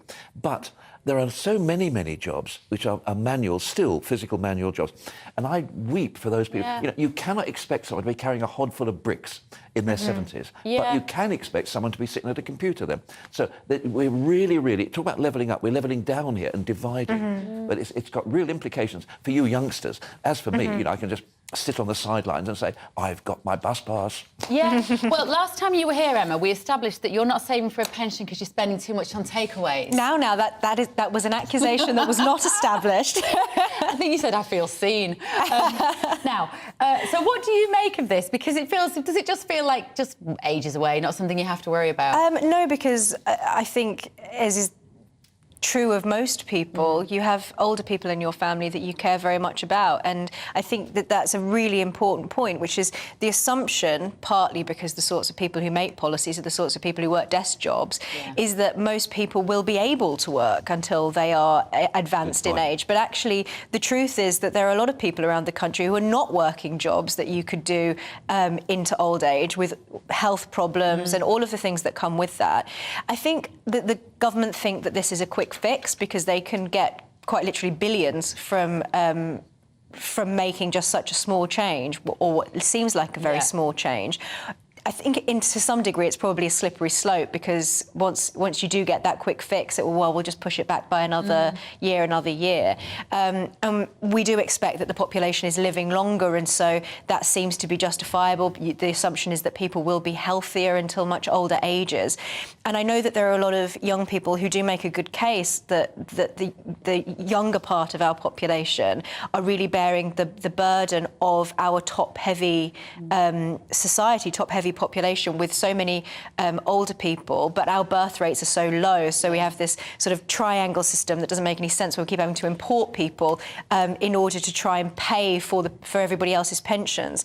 I understand that there are some people that feel hard done by and think that making changes to the benefits that older people get could be some kind of quick fix, but I don't think that this is particularly fair on a population that the reason why we have retirement is because old age is what old age is, and it's difficult to support yourself. The retirement, the concept of retirement has become almost outdated, though, hasn't it? Oh, very much so. 68 is no age, is it? That's 68 is what used to be 78 in a way. We are all healthier, living longer. Well, I always like to wake up in the morning and thinking, do you know, I'm still younger than Mick Jagger. And look at it. But you remember the WASPy women? Do you remember when the government decided that they'd had equalise at the age of retirement for men and women? Eminently sensible, very logical, should have happened years ago. It took 15 years to bring in, and even then a lot of the women who were impacted by that were absolutely furious, and they lost out because women had actually opted out of paying national insurance contributions, which you could do. So it's a very, I have to say... See, maybe that's why I haven't been thinking about my pension. It's not because I'm young, it's because I'm a woman. Have you opted out? I think I might have done. I'm not sure. I don't know. I mean, but that's it, isn't it? We need to forward plan, particularly women, I think. We do need to forward plan things. Right. This really ridiculous story. Isla Bryson, who was previously known as Adam Graham, although in the court they call that her dead name, has been convicted on Tuesday of 2 counts of rape in Glasgow, committed whilst she was a man. She's now a woman and she's going to a women's prison. Emma, work this out for me. I can't, I'm afraid. This is awful. I have no words strong enough to express how completely mad and dangerous I think this is. Instead, what I'll do is I'll just read this quote, because this is from the trial itself. Or a comment on the trial itself saying, "We now have the utterly perverse situation where a Scottish court refers to someone who says he identifies as female using her penis to rape 2 vulnerable women." I mean, it's unfair to the victims of the rape. Everybody's always talking about lived experience. Well, what about the experience of the victims being raped by a man? But the Scottish government are very lackadaisical when it comes to self-identification.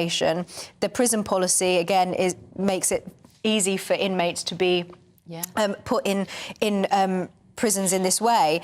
And the Scottish Parliament actually, according to this story, during deliberations over their recent gender identification bill, members of the Scottish Parliament actually voted down amendments that were designed to stop male sex offenders and those accused of sexual offences from legally becoming women. So it's a mad situation where you can have somebody who is currently on trial for sex offences against women, then identifying as a woman and being put in a women's prison with other women. It's crazy. Let this Scottish bill go through, then all you have to do is identify as that person, as a different gender for 3 months.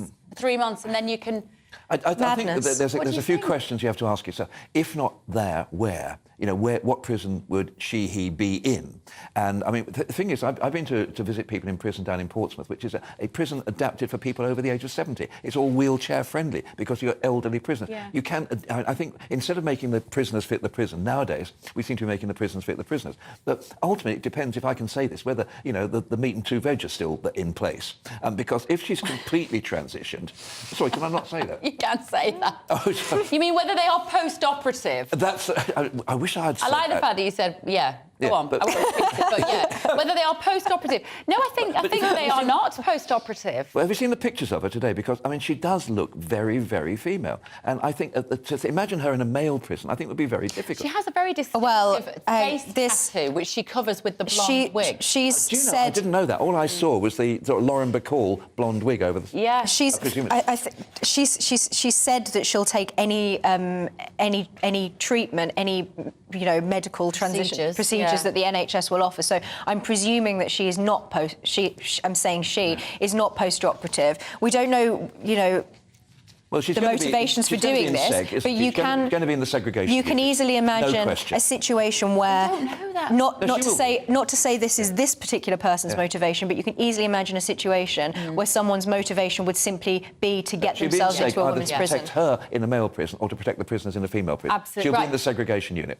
Just stop the world, I want to get off. Right, we've been doing a Twitter poll about whether the North and the South, who has a better quality of life? Well, you've spoken. 52% of you say that people in the South have a better quality of life, whilst 48% of you disagree. I'm glad we did that poll. It's kind of a Brexit poll. Not quite as controversial. Thank you to Emma Webb and Stephen Pound. We've come to the end of our show. Thank you for sticking with us. Next up, it's GB News Live with Mark Longhurst. I'm Bev Turner. I'll see you tomorrow morning at 10. Hello again, it's Aidan McGibbon here from the Met Office. A lot of low cloud, drizzle and fog will affect southern parts of the UK, whilst a band of rain moves across central areas. Brighter skies follow in the north. We've seen the rain earlier, and showers push into northern Scotland with some heavy downpours, hail, thunder and snow over the mountains. But otherwise, some bright spells in between those showers and sunshine reappearing for Northern Ireland, southern Scotland and northern England during the afternoon. We've got this band of rain in central parts, and then to the south of that, it stays cold, it stays gloomy, a lot of low cloud and fog about. Temperatures at 6 to 8 Celsius, although it's 7 or 8 Celsius in the north as well. Now, this cold front will push south and it will clear that low cloud, mist and fog during the rest of Wednesday, but it will bring a spell of rain for a time, that rain affecting the Midlands into South Wales and then southern parts of England during the evening, clearing away by midnight. And then we've got those clear skies returning And this cold front will also help to clear the very cold air that we've had stuck at the surface during recent mornings. So although there will be a touch of frost in places on Thursday morning, it won't be nearly as cold as we've seen across southern areas. Meanwhile, it will be colder in the north because we've lost the southwesterly winds, and so a touch of frost for Scotland, for Northern Ireland, but bright skies for many into Thursday. The best of the sunshine will be in the west, a bit more cloud coming into the east, along with 1 or 2 showers, but for the vast majority, actually, it is looking dry, it's looking bright, and temperatures won't stray far from average, 6 to 8 Celsius by and large, up and down the country. So we've lost the very mild air that we've had in the north, and we've also lost the very cold air that's been stuck at the surface in the south. Temperatures mostly returning to average over the next couple of days. Then we've got further showers coming into the North Sea on Thursday evening. Clear spells out to the west, another touch of frost to begin things mainly in the north, and then frosty in the south on Saturday morning. That's where the best of the sunshine will be, though.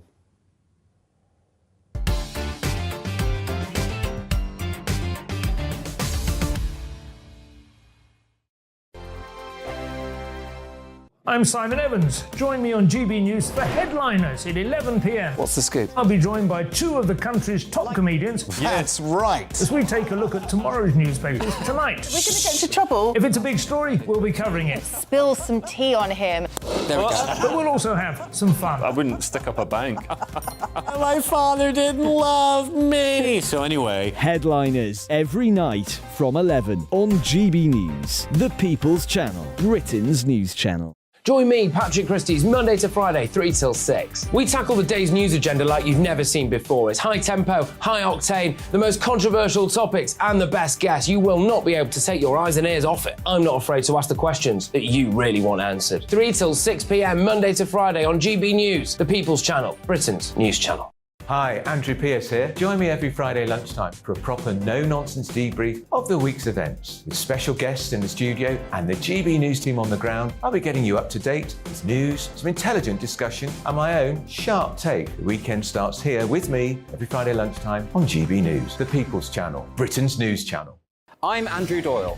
Join me at 7 o'clock every Sunday night for Free Speech Nation, the show where I tackle the week's biggest stories in politics and current affairs with the help of my 2 comedian panellists and a variety of special guests. Free Speech Nation, Sunday nights from 7 on GB News, the People's Channel, Britain's news channel. We are GB News, the People's Channel. And right across the United Kingdom. You can find us on Sky Channel 512, Virgin Media Channel 604, Freesat Channel 216. Freeview Channel 236, And YouView, Channel 236. You can also take us with you on DAB Plus Radio. With the GB News app and at the website gbnews.uk. We're absolutely everywhere. Come join us on GB News, the People's Channel, Britain's news channel.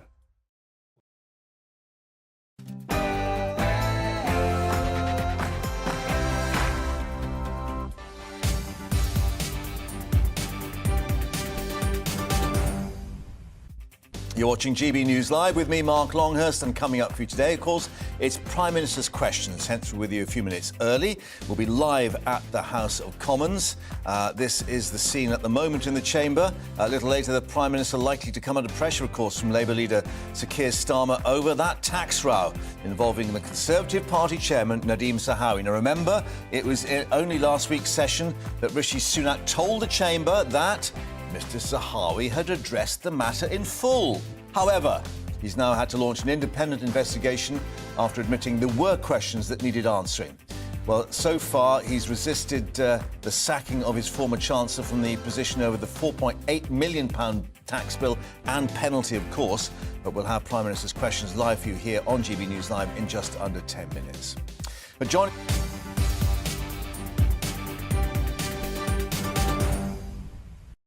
Wait for it.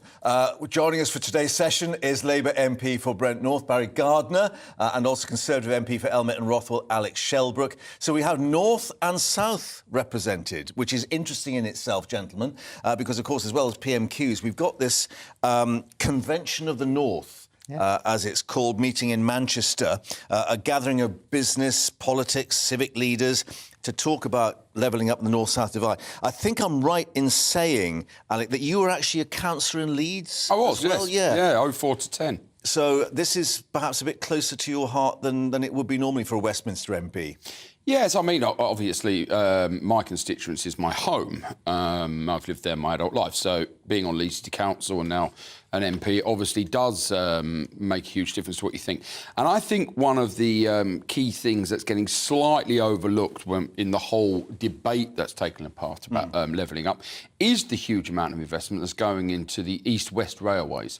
And that will have a significant impact. This is the Trans-Pennine route. The Trans-Pennine route. And it is billions going in. And some of these little things they have to do, such as at Dewsbury, where they can just make a slide adjustment to junctions and take freight away from passenger lines, it is going to be transformative. And I think under the Levelling Up Fund, West Yorkshire Combined Authority, the 5 authorities, got the money for bus improvements, and that itself will make a big difference. Yeah, I mean, I think the government's saying, look, 3.19 billion in Levelling Up funds. However, obviously, we've got this IPPR report today as well, where we're sort of looking at the OECD table. We're 35th out of 38.